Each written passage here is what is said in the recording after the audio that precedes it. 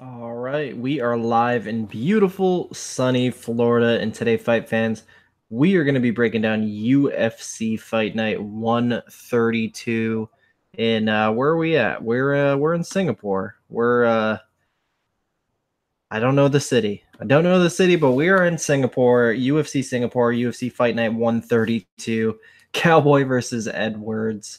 Um, so I don't have my mic. I don't have my webcam working for some reason. It's giving me issues. So first time in almost 2 years, I'm going to be doing one of these not with video, just going to be audio for some weird reason. Webcam doesn't want to work, so is what it is. Still here, excited to talk to you guys about these fights. So I am very, very happy to talk about my recent winnings here. So guys, I have been on quite a roll. So on UFC um, 225, I did indeed have the biggest winning night of my betting career. I did manage to profit 18.12 units. The biggest winner of that night for me, hands down. I had 3 units on Sergio Pettis to beat Joseph Benavidez by decision at plus 305. So that cashed for 9.15 units. Other big winners, I had obviously 7 units on Holly Holm. She went out there and out wrestled Megan Anderson, dominant fashion, never in doubt. Other than that, I had 2 units on Dan Ige. He gets it done over Mike Santiago very quickly. That was easy money there. And then the last minute bet for me, man, mostly just because of how badly weigh-ins went for Yoel Romero. I put a 5 unit max bet on Robert Whitaker, and he cashes easily. I think the odds I got on that was minus 226. So, guys, I am actually on a 7-0 max bet streak. Unfortunately, I do not have a max bet for you guys for this card, Singapore. I do have 4 plays. Excited to get into those. But, guys, it's not even just UFC 225. Last night, Tuesday Night Contender Series, I had another winning night, 1.50 units. So right now I'm sitting on a 5-0 event streak, and we're gonna keep this going. I actually have a bet tomorrow night in PFL. I just made that. I parlayed Jason High, who's fighting Efrain Escudero. I parlayed Jason High with Honey Marks against Sean O'Connell. So yeah, fading Sean O'Connell and Efrain Escudero. I think the breakdown of that one is quite simple. Sean O'Connell and Efrain Escudero do not win fights, and they should be faded. And they're going up against decent competition, so that's a play I got for PFL. Thought I'd throw that in there. But yeah, I got 4 plays for this Singapore card. I'm so excited to keep this ball rolling, man. It feels really good to be back on the winning track because I can't even tell you guys how tough this cold streak has been to me because I really love this shit, man. And for me to go on such a long cold streak like that, it really sucked. But now that I'm back on the winning track, it feels so good, man. So let's just get right into these 13 all right fights. So I didn't really get into it, but I think this card's all right, man. I mean, for a fight night in Singapore, it's got a couple of gems in there, but we're mostly dealing with the lower level fighters here. I think the main event's fantastic, but lower level fighters for sure. So first fight of the night, man, we got Melinda Fabian taking on Ji Yeon Kim. No odds out for this one. I don't know why there's no odds out for this one, but I do like Ji Yeon Kim quite a bit here, man. And if the line opens and it's what I would like, I would not be against betting Ji Yeon Kim here at all, man. I think this is just a complete mismatch. Melinda Fabian does not belong in the UFC.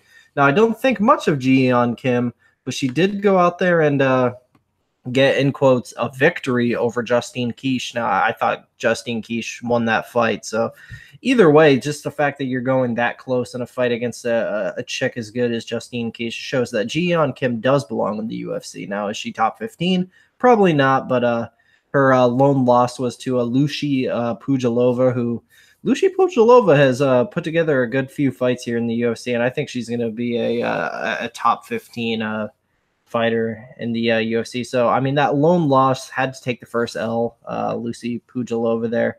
I think Jian Kim absolutely runs over Melinda Fabian here. I think she's probably better everywhere, man. And she's 28, prime of her career in Asia.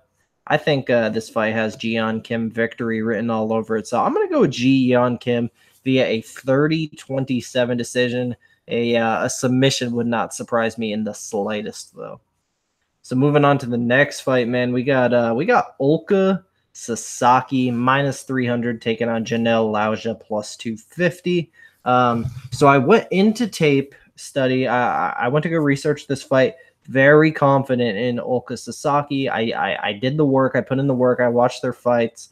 I got a little less confident in Ulka Sasaki. I kind of got the read of, man, I think Janelle Lauja might be able to stuff any kind of grappling exchanges, keep it on the feet, and he's probably the better striker, but I don't know, man. I feel like Janelle Lauja's striking is actually a little overhyped, and if anything, Ulka Sasaki's been working on the striking. He's such a big dude for the division, and obviously he has a gigantic grappling advantage here, and that's how he should win this fight. But I feel like he might have something for Janelle Lauja on the feet here, so I think Ulka Sasaki is absolutely a rightful minus 300 favorite here. So I'm going to go with Ulka Sasaki via a 30-27 decision.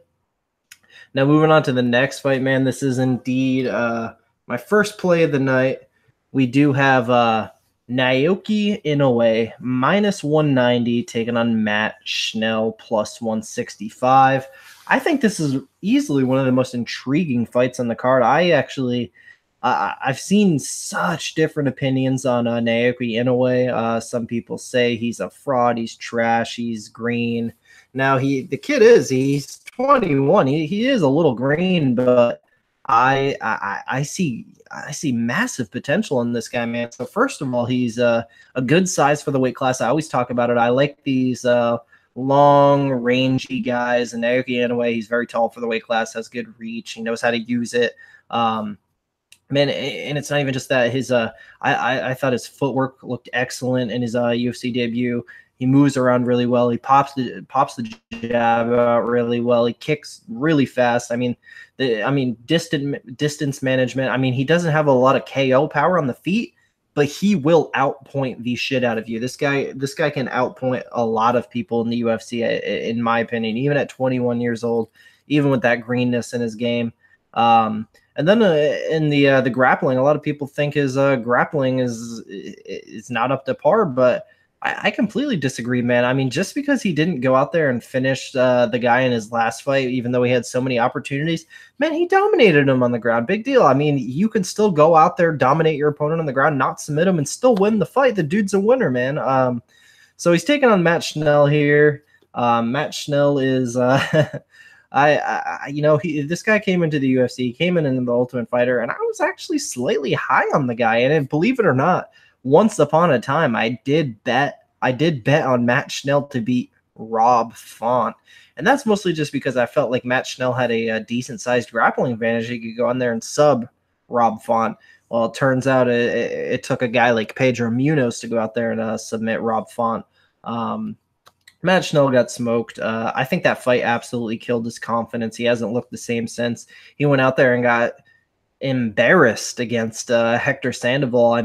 If you've never seen the knockout that Hector Sandoval got on Matt Schnell, I highly suggest you go watch that, because I don't think we've ever seen anything like that before, man. Matt Schnell's chin, I know Hector Sandoval hits hard, but, let's be honest here. That was pitter-patter ground and pound. Matt Schnell is man, I hate to shit talk the guy, but he's a little weak chinned. We'll get that harsh. We'll just say he's a little weak chinned, maybe a little weak minded. Not the best gas tank in the world either. Now, Matt Schnell is a decent striker. I wouldn't say a great striker, but he's solid there. Obviously, that's probably never where he wants to have the fight is on the feet, because that chin, man, is probably the worst in the division. But thing is, he's a pretty good grappler. Thing is, I feel like Naoki Inoue, he's a better grappler, man. I feel like he's got the longer limbs. He's slicker. He's so strong for the division as well. I feel like if it goes into the grappling exchanges, I feel like it'll probably be Matt Schnell that tries to get it there, just based on the fact that I feel like Naoki Inoue is just going to be piecing him up on the feet. I feel like Matt Schnell will probably try to take him down, maybe even get a takedown or two, but Naoki Inoue will win the scrambles. He will reverse, get on top. He will get back to his feet and outpoint the guy some more. So I think Naoki Inoue outpoints Matt Schnell on the feet. If it gets scrambly, it gets crazy, I think he submits Matt Schnell. And, of course, we can't forget about that chin. I would not be surprised at all if Matt Schnell went down to a strike that doesn't look very hard at all, because it would not be the first time it happened. So, yeah, I put 3 units on Naoki Inoue in a parlay with somebody later in the card. So, official pick, I'm going to say Naoki Inoue by 30-27 decision, but a submission or a knockout wouldn't surprise me in the slightest. I just feel like the decision's probably the most likely outcome. So moving on to the next fight, man, we got Viviane Pereira, minus 165, taking on Yan Xiaonan, plus 145 now. I did manage to go in and snipe Yan Xiaonan at plus 220. 2 units at plus 220 to win 4.40 units. This is going to be my second time betting Yan, man. I took her against Kylan Curran at around even money. She went out there and clearly won the decision. Now she's coming in here as a huge underdog against Viviane Pereira, who is she's I mean, I'm not really impressed with Viviane Pereira, if we're going to be honest. And I thought that that the early line on her at minus 250 range was absolutely ludicrous.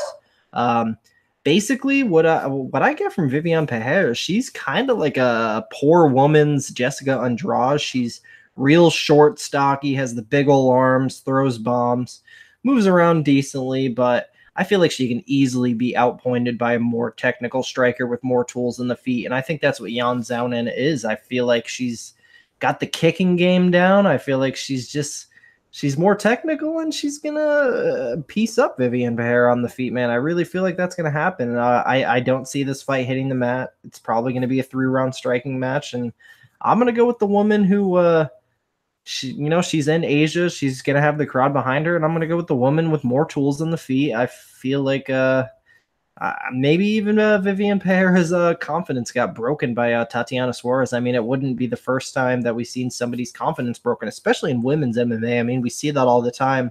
A chick will take a hard loss and never be the same again. And I don't know. I feel like Yan Xiaonan has not the motivation. She has the momentum, and better on the feet, in my opinion. Yeah, Viviane Pereira just has big old arms and can hit you real hard. And if we're being honest, I thought she lost that Valerie Letourneau fight and her other win in the UFC, Jamie Moyle. I mean, what can you say about Jamie Moyle? One of the bottom tier fighters, and that's not what I think Yan Xiaonan is. So I definitely don't think she should be the underdog. So 2 units, Yan Xiaonan plus 220 to win 4.4. I'm going to go with her to win this fight via 30-27 decision. So moving on to the next fight, we got Jake Matthews, minus 525, biggest favorite on the card, taking on Shinzo Anzai plus 415. I disagree heavily with Jake Matthews being the biggest favorite on the card. I think there's a couple guys that I would have as a bigger favorite than him, but yeah, he's probably going to win this fight. Shinzo Anzai, he's a real tough wrestler. He's just a hard-headed dude. He can hit hard. He can hit hard and he can wrestle. I mean, that's 2 paths to victory right there. But, I mean, if we're being honest, Jake Matthews looked pretty damn good in his last fight against Li Jingliang. Striking was on point. Grappling was on point. It seems like he's got the weight cut slash just getting his body adjusted to 170. I feel like 170 is definitely the weight class for him. I mean, you got to think how young this kid is. I think most people knew when he was going out there making 155 pounds as a 20-year-old that he probably wouldn't be in that weight class for the long run. So I like Jake Matthews at welterweight, and I like him in this fight. So no surprise, I'm going to go with Jake Matthews, the minus 525 favorite. But that being said, I wouldn't parlay him because Shinzo Anzai is one tough dude. So I'll say Jake Matthews wins this fight by a 30-27 decision, but no play for me there. So next up, we got Kenan Song, minus 280, taking on Hector Aldana, plus 240. Didn't look into this fight a whole lot. I don't think Hector Aldana is anything special. The guy's on a long layoff.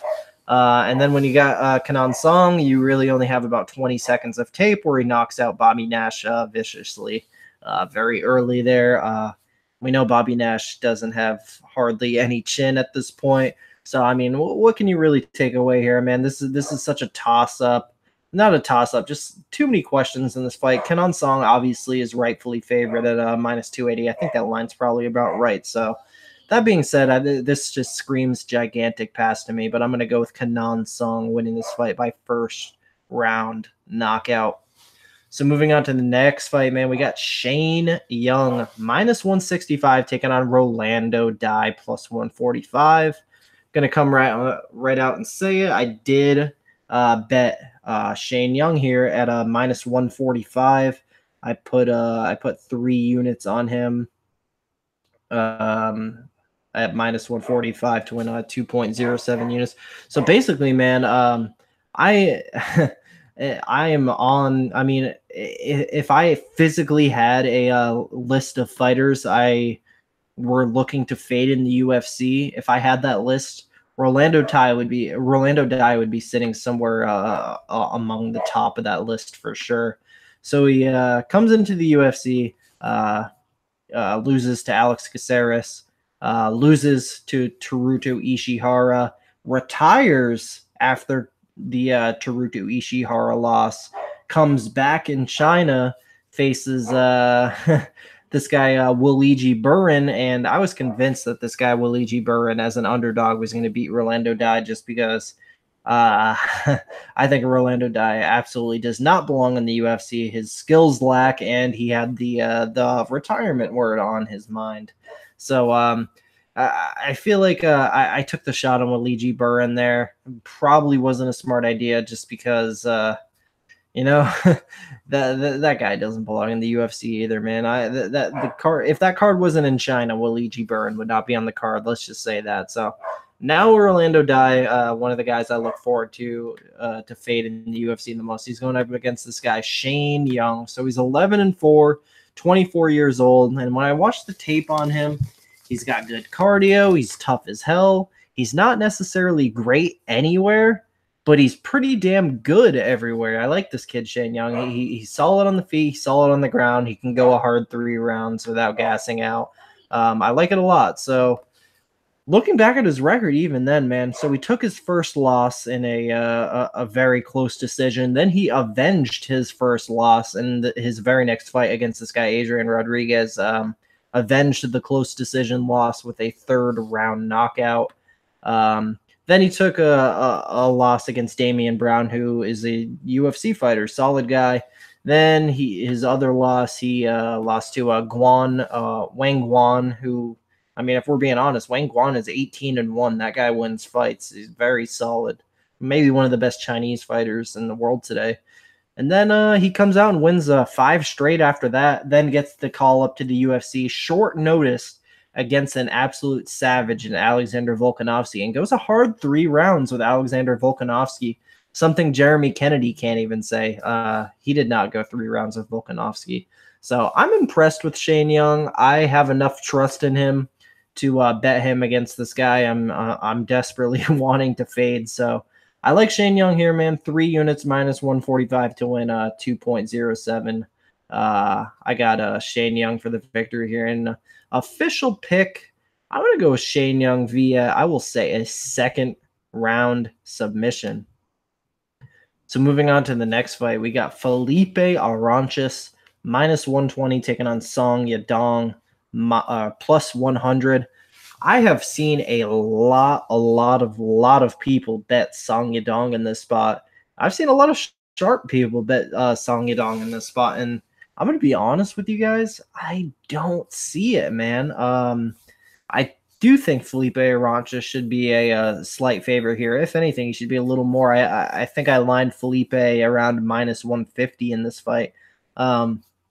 Sure, Felipe doesn't have the best fight IQ in the world. Sure, he makes a lot of mistakes. Sure, he's not even the most technically gifted. Sure, he flops to his back.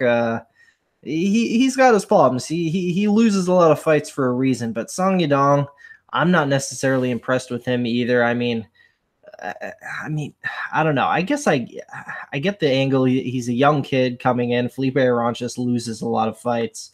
I just when I go and watch the tape on Song Yadong, I don't see it, man. I don't see necessarily a very impressive fighter. So he's got a 12-4 record. And one thing that's really confusing about this guy, Song Yadong, he's listed as 20 years old. He's listed as 25 years old. He's listed as 23 years old. I have no fucking clue how old this guy is. But he is on a 4-fight win streak. He's won lone UFC fight, his debut last fight against Bharat Konder, a Indian 5-3 fighter. Submitted him in the first round. Guy that doesn't belong in the UFC, if we're being honest. Other than that, his wins are 0-1, 2-1, 13-4, 0-0, 16-7, 0-1. You get the point. I mean, we're not facing the best competition in the world here. But then you got Felipe Arantes on the other hand, who has kind of been in there with a who's who, if we're being honest. I mean, his last fight, he went in there and went a hard 3 rounds with Josh Emmett, and we know how hard that guy Josh Emmett hits. He had a very close 3-round split decision with Eric Per-ehz, submitted Gerard Sanders, submitted Yves Jabane. Hard 3 rounds with Andre Fili, hard 3 rounds with Kevin Souza. So, I mean, Felipe Arantes isn't going out there and getting smoked. He's losing by decision. All his UFC losses are by decision. Very hard to finish this guy. And I'm not really convinced that Yadong Song can go out there and outpoint Felipe Arantes for 3 rounds. I kind of feel like the young kid might make a mistake, and Felipe Arantes is going to lock him up in something. So I feel like Sedong Yang will be winning the fight on the feet, maybe even the grappling. I take that. I don't think he's going to win. I don't think he's going to out-grapple Arantes, but I think he could be getting the better of Arantes on the feet, possibly. Never know. This is just a weird fight to call, but I kind of feel like Arantes is going to lock up a sub at some point. So I'm going to say Yadong Song is going to win the fight up until the point where he gets caught in subs and loses. So I'll go with Felipe Arantes' 2nd round submission here, but no play for me on that one. So moving on to the next fight, man, we got Petr Yan minus 475 taking on Teruto Ishihara plus 380. Now, this guy, Petr Yan, he should be the biggest favorite of the card. It kind of blows my mind that Jake Matthews is a bigger favorite than he is. So, first of all, his opponent, Teruto Ishihara, I mean, we know the deal with this guy by now. He is, I mean, he goes in there, he tries to take your head off early, and if it doesn't happen, he most likely loses. And, you know, maybe he does go in here and starch Petr Yan, but I highly doubt that, man. This kid Petr Yan is he's the real deal. He's a serious man. I'm glad he got that one loss out of the way. He took his first L. He's 8-1. He's got some decent wins on his record. He's 5'7", which is decent size for bantamweight. He's just not only 5'7", he's kind of thick. He's a good sized bantamweight is what I'm trying to say. But I like the fact that he's gone 25 minutes a couple times. I like the fact that he did avenge his lone loss. There's just a lot to like about this Petr Yan guy. He's extremely well-rounded, has sub wins, has knockout wins. I feel like on the feet, he's going to have his way with Teruto Ishihara. But that being said, I wouldn't exactly advise staying on the feet with Teruto Ishihara because that's probably Teruto's one path to victory is landing a big shot and knocking him out. So I think it would be smart for Petr Yan to bring out the old Russian wrestling, try to get Teruto down to the map, pull a page of what Jose Teco Quinones did in his last fight, take the guy down. He can't stuff a takedown. He lost to Gray Maynard in 2017. One doesn't simply lose to Gray Maynard in 2017. So I feel like Petr Yan has the advantage everywhere, and this should be an easy night for him. So I'm going to go with Petr Yan, first round KO, and I do indeed have him parlayed with Naoki Inoue. So I have 3 units on Petr Yan parlayed with Naoki Inoue at around minus 114, I believe it is. So I'll say a first round TKO finish for Petr Yan. So moving on to the next fight, man, I believe this is the start of the main card. We got Li Jingliang minus 340 taking on Daichi Abe plus 280. Man, Daichi Abe burned me last fight, man. I had him over Luke Jumo. He came out, looked amazing, and kind of threw the fight away, man. And honestly, I don't think he should be such a big underdog against Li Jingliang here, just because Li Jingliang is he drops the ball quite a bit, if you know what I'm saying. This guy is very, very unreliable. So obviously, at minus 340, do not parlay the leech here. Very untrustworthy fighter. Daichi Abe, on the other hand, he's not trustworthy either, man. So I kind of feel like this fight has a lot of question marks behind it. I'm not sure. I'm not sure how it goes down. I mean, obviously, I do think these guys are going to come out here and bang, but it's just a matter of whose chin is going to hold up more. And honestly, man, I mean, we see Li Jingliang get dropped, 4 times against Jake Matthews. Now, I don't think Daichi Abe is Jake Matthews by any means, but I don't know, man. Li Jingliang, I feel like he has more experience in these kind of fights. He's got better wins on his record. He probably is rightly favored. I think the line's off, though. It's a dog or pass situation. That being said, Daichi Abe, he let me down in his last fight, and I feel like he could be a letdown here, even as a plus 280 favorite. So it's just a weird fight for me. I feel like these guys are just going to come out bang, and I mean, probably whoever gasses first loses, but we'll see. You never know. This is a hard fight to read. A number of things could happen here. So I'm going to go with Lee the Leech. I'll say first round KO, but not confident in that pick at all. So moving on to the next fight, man, we got Jessica Rose Clark minus 130 taking on Jessica I plus 110. This is the last and fourth play of the night for me, man. I do have 4 units on Jessica Rose Clark, and I'm kicking myself in the head because I wish I would have waited. I got her at minus 155, and she's now sitting at minus 130. I didn't think people would put their hard-earned money on a fighter like Jessica I, who is a absolute habitual loser, a girl in Jessica I who has, I mean, if we're being honest, maybe one of the most weak-minded fighters in MMA today, and I hope she's not listening to this. I hope nobody close to her is listening to this, but man, Jessica I mean, I talked about Rolando Dye being on the top of my fade list. Jessica I is right behind him, man. So she lost like 4 fights in a row, right? Yeah, she lost 4 fights in a row, then comes out in a winner get cut situation in her last fight against Kalindra Faria. She wins a split decision there in a fight I do think that she lost. I thought Faria should have got the decision there. So basically, I mean, Kalindra Faria had everything on the feet for Jessica I, was just piecing her up, hurt her really badly, and then Jessica I exposed Faria. Faria has 0 ground game, 0 wrestling, and Jessica I, you know, she does put in work at the gym, and she's put enough hours on the wrestling mat to where she could go out there and out wrestle a chick with no wrestling. So yeah, people think Jessica I is some elite grappler now, which is really, really laughable. And people think that Jessica I can go out here and outstrike Jessica Rose Clark, which is absolutely wrong. The false narrative that Jessica I is a good boxer is one of the funniest things I've ever heard. And then in the grappling, I mean, yeah, she out-grappled a girl with no wrestling. I'm not impressed at all. Jessica Rose Clark is big for the weight class, very strong chick. Now, she's not a top 10 fighter by any means, but she's ahead of Jessica I in my book. So I feel like Jessie Rose has the advantage everywhere here. I'm comfortable if it's on the feet. I'm even happier if she's landing takedowns and taking Jessica I down. And another thing about Jessica I, man, she does not throw. She doesn't throw punches. She just stands there in the feet. So, I mean, I would advise Jessica Rose Clark to keep this fight standing and out volume Jessica I, because that's going to be a nice easy path to victory there. I mean, she's probably going to be out striking her 3-1 just based on volume alone. So I think Jessica I mean, even in her mind, I'm sure she thinks she's some great wrestler now. I think Jessica I will be the one going for takedowns here, if anything. And Jessica Rose Clark definitely, I think, will be able to stuff the takedowns and keep it standing, land takedowns of her own even. So I love her wherever the fight goes, man. She's the biggest play of the night for me. So 4 units on Jessica Rose Clark minus 155. I think she's better than Jessica Eye everywhere here, man. And Jessica Eye loses fights, so go Jessie Rose.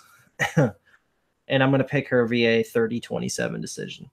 So moving on to the co-main event of the evening, man, this fight is so fun, and I'm glad I get to enjoy these this co-main event and main event without a play. That's nice. These two fights should be real fun. We got Tyson Pedro minus 125 taking on Ovince St. Preux plus 105. So yeah, man, I honestly I didn't really look into this fight that much just because I kind of feel like it's plain and simple. These guys are gonna go out here and brawl. And honestly, I think Ovince St. Preux, his chin, man, he's getting to the point where he's been knocked out a lot of times. I don't know how his I mean, I was at his last fight where he got absolutely iced by Alir Latifi. I don't think that was enough time. He only took off 4 months, man. And I think that's an angle that's being underlooked here. Is the fact that he got stiffened 4 months ago and that he's coming right back out here against a savage in Tyson Pedro. Now, I don't think Tyson Pedro is a future world champion by any means, but the dude is very solid. The dude does hit hard. He's got great kickboxing.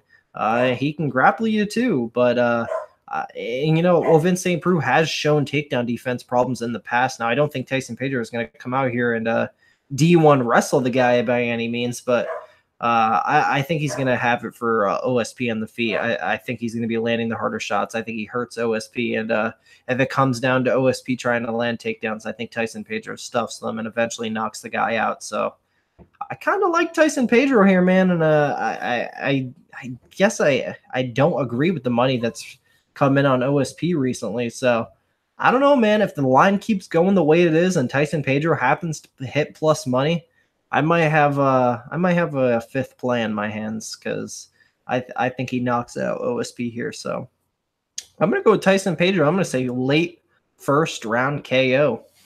So moving on to the main event of the evening, we do have Leon Rocky Edwards minus 210 taking on Donald Cowboy Cerrone plus 175. Man, it's always a nice, exciting feeling every time we get Donald Cowboy Cerrone on the card. I mean, how can you not be a fan of this guy, man? I mean, the guy fights 60 times a year, never puts on a boring fight. Just the coolest dude, man. I'm a huge fan of Donald Cowboy Cerrone. And I used to not be. I used to not like Donald Cerrone just because I felt like he was kind of a dick and blah, blah, blah. But yeah, how can you not be a fan of this guy? He's a legend. Never held that belt, but I believe there's a place in the Hall of Fame for Donald Cerrone just based off of how active the guy is and how many fights he does win. Donald Cerrone wins a lot of fights, and he doesn't drop fights to guys that aren't in the top 10, man. I mean, Donald Cerrone's losses are only to really top 5, top 10 fighters. So now we got Leon Rocky Edwards, and I think and I do agree with the line. I think it's about right. I think Leon Edwards should be around minus 210, like the line indicates. So if you got in and sniped Leon Edwards opener at plus money, I mean, huge props to you. I wish I would have done the research before then, so I could have sniped that as well. But it is what it is. I like Leon here. The thing is, I feel like Leon has to be aggressive and mean in this fight. You cannot be Donald Cowboy Cerrone's friend in the octagon. We've seen it time after time. If you go in there and you're friendly with Donald Cerrone, for some strange reason, that just gives him the confidence and that gets him going. We saw Matt Brown and Yancy Medeiros both got a little too friendly with Donald Cerrone, and Donald Cerrone iced them. Leon Edwards doesn't come off as that kind of guy to me. I feel like he's going to go in there.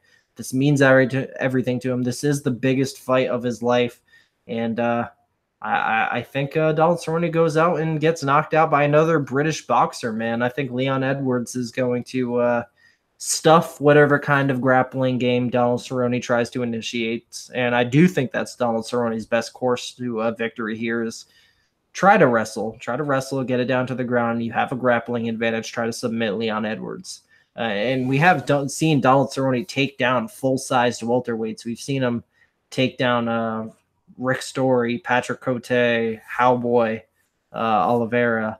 I think he can take down Leon Edwards, but I think more than likely he's gonna just be too much for Cowboy in the feet to where Cowboy won't be able to set up the takedowns, man. He's got to go in there and be mean like Masvidal was. So, and I think he absolutely can. I think Leon Edwards has an amazing technical boxing, and he's gonna land that left hand on Cerrone quite a bit and eventually put him away with it. So I'm gonna go with the favorite, Leon Rocky Edwards, via a second round KO. So that's going to do it for me, guys. Thank you very much for tuning in. I'm sorry I didn't have any video for you guys. Gonna try to get that fixed for the next card for sure. This is kind of aggravating to me, but it is what it is. Thank you guys very much for listening. Of course, subscribe to the channel. I haven't missed a card in almost 2 years now. I have a really, really good roundtable coming up for the UFC 226 card. I have one guest for it so far. I'm trying to work on another one, but it's going to be a good one. So subscribe, like this video. It takes 2 seconds.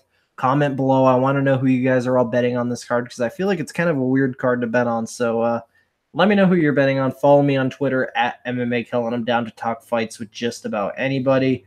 And yeah, man, that's gonna be it. Let's keep these winning bets going. I love this hot streak I'm on, and I don't want it to end. So Jessica Rose Clark, 4 units. The parlay of Peter Yan, Naoki Inoue, 3 units. Shane Young, 3 units. And Yan Xiaonan as a plus 220 underdog, 2 units to win 4.4. That's going to do it for me, guys. Thank you very much for watching, and enjoy the fights this weekend. Oh, by the way, if you're up at 4:30 in the morning Eastern time watching these fights in Singapore, props to you. I'll be on Twitter live tweeting it. Hop in. Let's talk some fights. I'm excited to wake up at 4:30 a.m. and watch some fights in Singapore. So thank you guys very much for watching. Enjoy the fights.